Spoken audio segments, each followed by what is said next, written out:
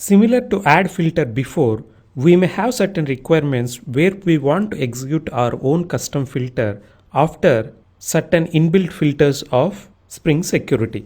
One such scenario that we can try here now is I want to add a logger about a successful authentication of the user along with his username and authorities associated to it.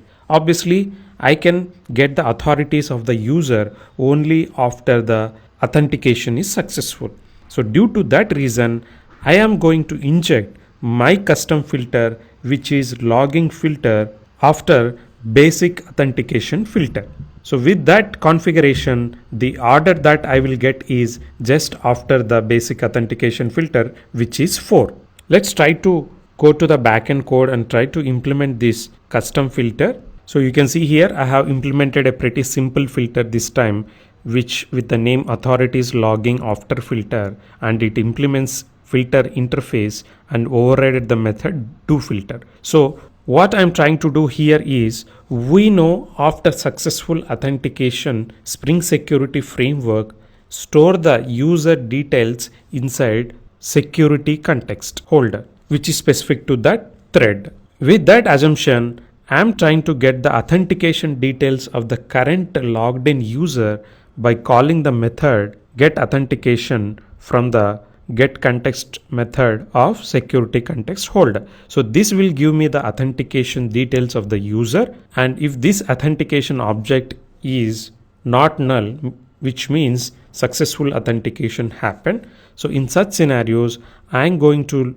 log a statement saying that user with the username is successfully authenticated and has the authorities by fetching the authorities from the authentication object. So once I'm done with this logger statement, I'm simply going to let my filter hand over the responsibility to the next filter in the chain by leveraging the third parameter that we received to the doFilter method. So now we have created a custom logging filter. Let's try to go to project security config and configure this filter. And you can see here, just below the line of the method addFilter before, I have added a new line with the method invocation of addFilterAfter, where passing my own custom filter followed by the basic authentication filter.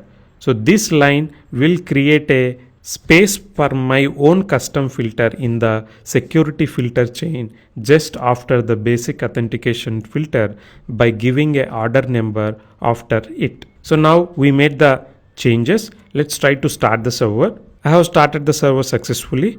Now I'll clear the console to see whether our filter comes in the security filter chain or not. I'll go to the UI and try to log in. I am trying to log in with the valid credentials happy@example.com and password is 12345.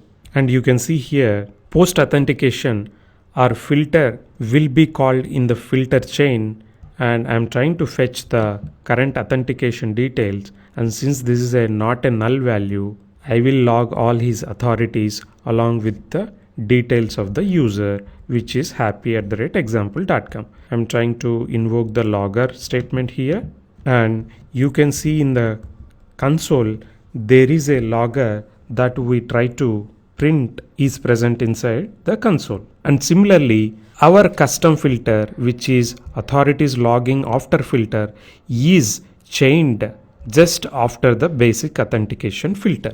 So with this, we also created a custom filter and injected just after a Spring Security filter and executed it completely. So now in the next video, let's try to explore one more method that we have where we can add a filter in the exact place of the Spring Security filter. Thank you and bye.